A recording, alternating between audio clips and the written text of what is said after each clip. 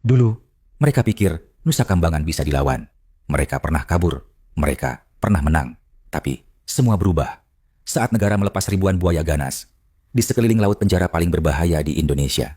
Malam itu, 5 napi grip nekat berenang keluar. Mereka tidak tahu, buaya-buaya itu sudah menunggu. Tidak ada tembakan, tidak ada peringatan, hanya air yang tenang. Lalu berubah jadi darah. Sejak saat itu, tak satu pun berani kabur lagi. Nusa Kambangan berubah, bukan cuma penjara, tapi kini bagaikan neraka yang siap mengintai bagi siapa saja yang melanggar hukum. Pulau Nusa Kambangan yang selama ini dikenal sebagai Alcatraznya Indonesia, tiba-tiba menjadi berita utama dunia. Hari itu, sirene panjang terdengar memecah keheningan di sekitar Nusa Kambangan. 4 napi kelas kakap, semuanya eks-pentolan grip, dinyatakan kabur dari sel isolasi. Mereka bukan narapidana biasa. 3 di antaranya terlibat pembantaian. 1 adalah otak distribusi sabu yang pernah mengimpor di negara tetangga. Menurut laporan awal, mereka menggali terowongan kecil menuju area semak belukar, lalu berenang di malam hari melalui sisi selatan pulau yang minim pengawasan laut. Ada dugaan keterlibatan orang dalam, tapi yang lebih menggemparkan, mereka lolos via jalur laut, padahal penjagaan laut disebut ketat. Dalam pelarian itu, 2 sipir ditemukan tewas dengan luka tusuk. Seorang marinir yang mencoba mengejar menggunakan perahu karet ditemukan terapung dengan tenggorokan digorok. Dunia maya menggempar. Media menyorot kelalaian sistem keamanan Nusa Kambangan. Ada yang menyebut ini kegagalan negara. Ada pula yang menyebut, kalau grip bisa lolos, berarti aparat kepolisian lengah. Yang lebih tragis, dalam 2 minggu pelarian, para buronan melakukan pembalasan dendam ke beberapa saksi yang pernah bersaksi di pengadilan. 3 orang ditemukan tewas di Jakarta, 1 lainnya hilang di Cilacap. Rakyat mulai panik. Kepercayaan terhadap hukum nyaris runtuh. Presiden Prabowo, seorang pensiunan jenderal, kini menghadapi ujian terbesarnya. Ruang rapat di Istana Negara mendadak penuh ketegangan.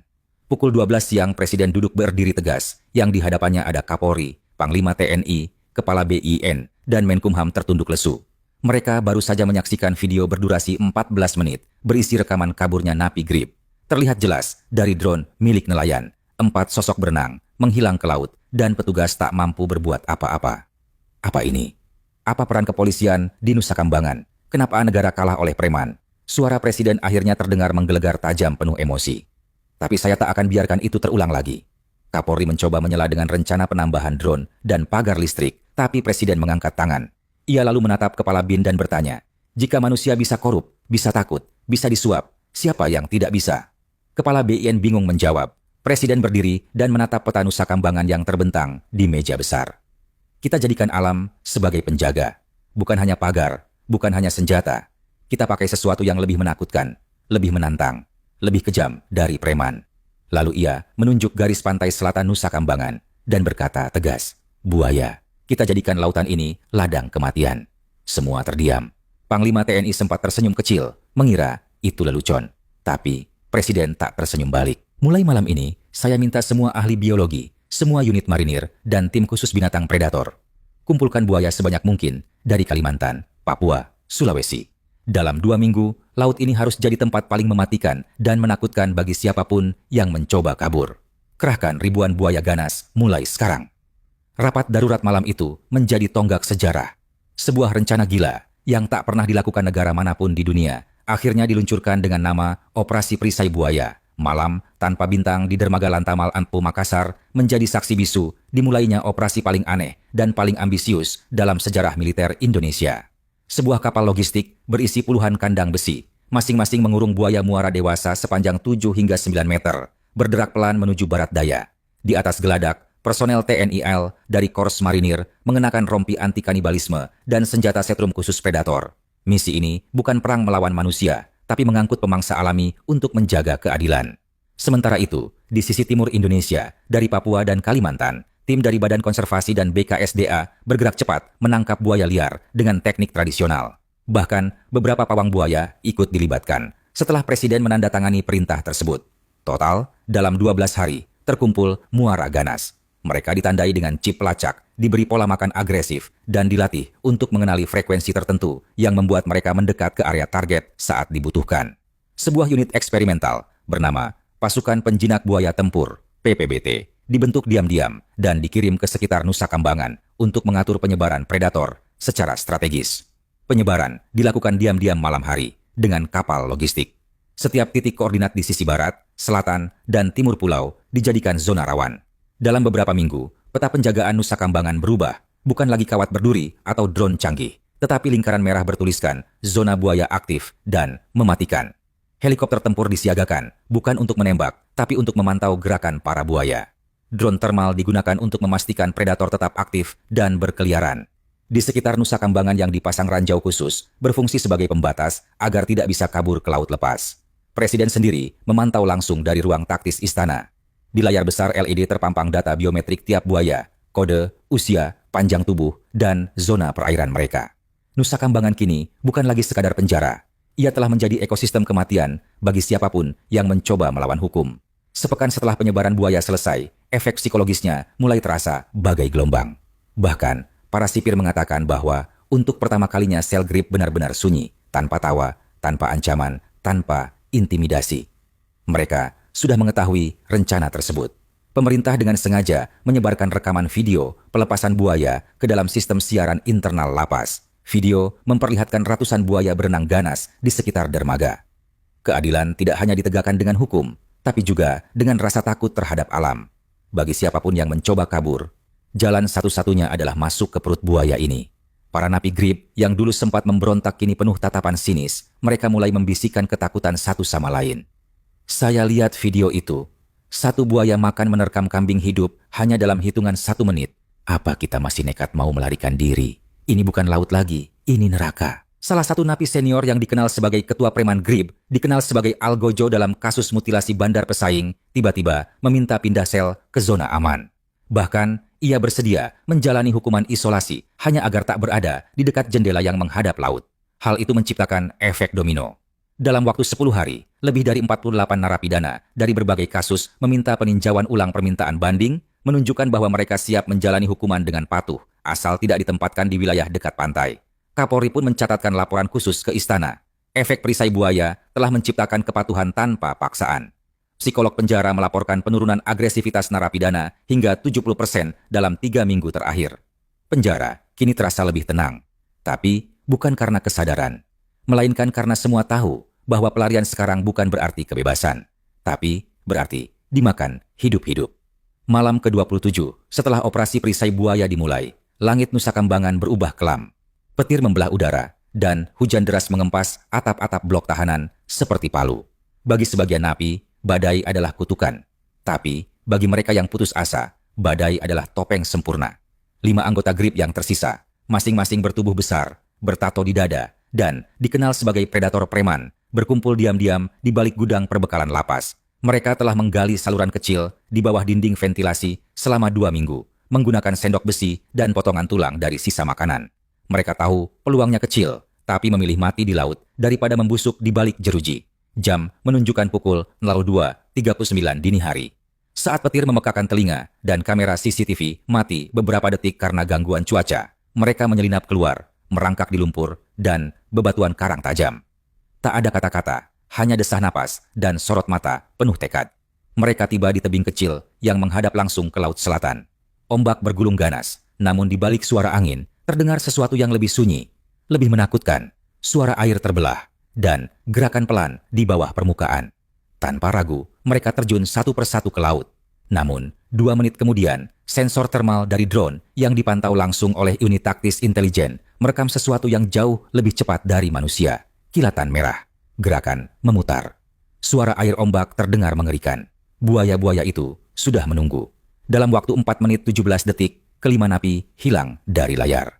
Yang tertinggal hanya buih, cipratan darah samar, dan sepotong tangan yang terlempar ke karang oleh seekor buaya alfa berukuran hampir 10 meter.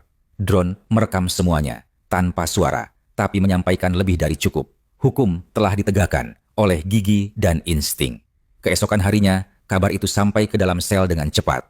Tidak melalui pengumuman resmi, tapi melalui bisik-bisik napi yang mendengar dari sipir setelah melihat rekaman malam itu. Ternyata predator preman itu nekat melarikan diri. Kini habis diterkam buaya. 1 digigit 2 kali, masih hidup ketika ditarik ke bawah. Akhirnya, kepala lapas pun mengeluarkan pengumuman pagi itu singkat tapi tajam. Pagi ini, kami kehilangan 5 napi. Tapi kami tak kehilangan kehormatan.